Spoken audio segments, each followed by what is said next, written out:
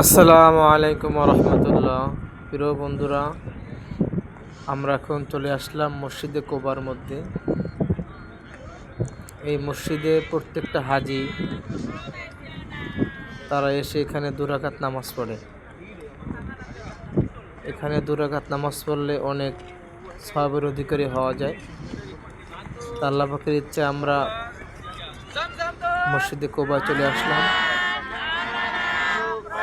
আর কিছুক্ষণ পরে আমরা ভিতরে প্রবেশ করব। এরপরে আমরা 2 রাকাত নামাজ পড়ব। অনেক হাজার হাজার হাজি তারা ওখানে গিয়ে নামাজ পড়েছেন এবং তারা বের হয়ে চলে আসতেছে। সকলে দেখেন কত সুন্দর মনোরম দৃশ্য।